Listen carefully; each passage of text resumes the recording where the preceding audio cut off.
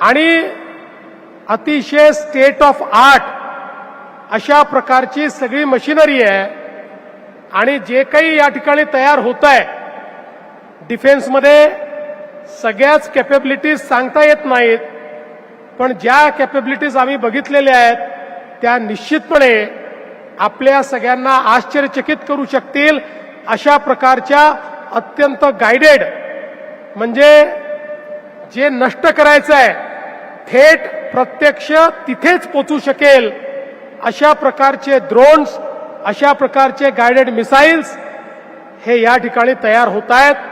आणि केवळ इथेच नाही तर त्यांनी वेगवेगळ्या ज्या फॅसिलिटीज तयार केलेल्या आहेत त्या प्रत्येक फॅसिलिटीमध्ये आज इतक्या मोठ्या प्रमाणात वेगवेगळ्या प्रकारचं ॲम्युनिशन ते तयार करतायत.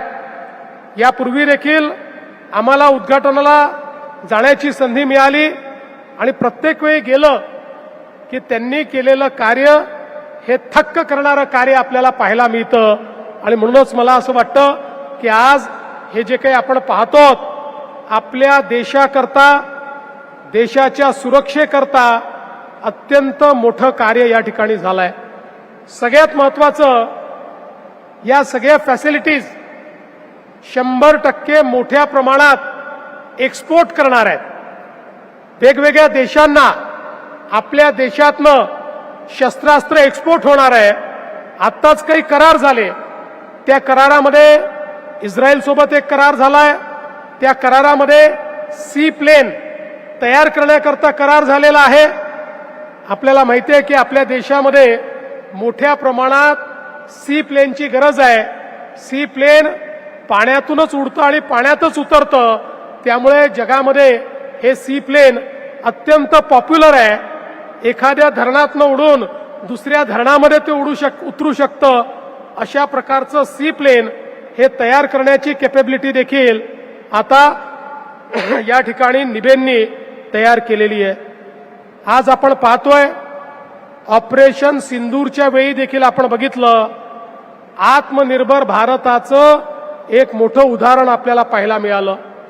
माननीय राजनाथ सिंगजींच्या नेतृत्वात आमच्या या सगळ्या सेनेनी, माननीय मोदीजींच्या नेतृत्वात आमच्या सेनेनी जे कार्य त्या ठिकाणी करून दाखवलं, संपूर्ण जग आश्चर्यचकित होतं की कशा पद्धतीनं भारताने अतिशय प्रिसाईज अशा प्रकारचे हल्ले केले आणि पाकिस्तानला अक्षरशः गुडघ्यावर यायला मजबूर केलं.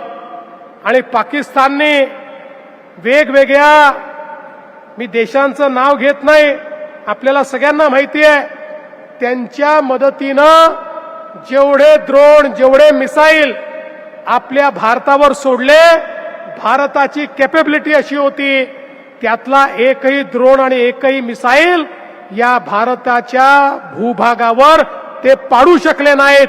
हवेतच त्याला नष्ट करण्याचं काम हे आपल्या सेनेने करून दाखवलं. आणि म्हणून बंधू भगिनींनो, आज आपण पाहतोय की ज्या प्रकारचं कार्य चाललंय, कृत्रिम बुद्धिमत्ता असेल, मशीन लर्निंग असेल, क्वांटम टेक्निक असेल, हायपरसोनिक अशा प्रकारचे पॉवर असतील, डायरेक्ट एनर्जी वेपन्स असतील, क्वांटम सिक्युअर कम्युनिकेशन असेल, ज्या सगळ्या गोष्टी पूर्वी केवळ प्रगत देशांकडे आपण ऐकायचो, आता त्या सगळ्या गोष्टी भारतामध्ये तयार होत आहेत. भारत त्या ठिकाणी तयार करतो. आणि पूर्वी आपल्या ज्या देशाच्या अतिशय चांगल्या अशा सरकारी कंपन्या आहेत, मग हिंदुस्तान एरोनॉटिक्स लिमिटेड असेल, भारत इलेक्ट्रॉनिक्स लिमिटेड असेल, भारत डायनामिक्स असेल, माझगाव डॉक शिप बिल्डर्स असतील, यांच्या माध्यमातनं काम चालायचं. पण जेव्हापासनं हे क्षेत्र टेक्नॉलॉजी वाईज प्रायव्हेट क्षेत्राला देखील आपल्या सरकारनं ओपन केलं, आज निबेंसारखे जे तरुण आहेत यांनी दाखवून दिलं की भारत काय करू शकतो आणि भारताची कॅपेबिलिटी काय आहे. आणि आता तर मला या ठिकाणी सांगताना आनंद होतो की आपलं अहिल्यानगर हे एक प्रकारे डिफेन्स मॅन्युफॅक्चरिंगचं हबच झालेलं आहे.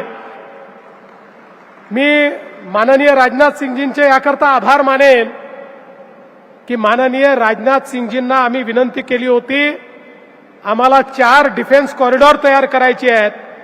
नाशिक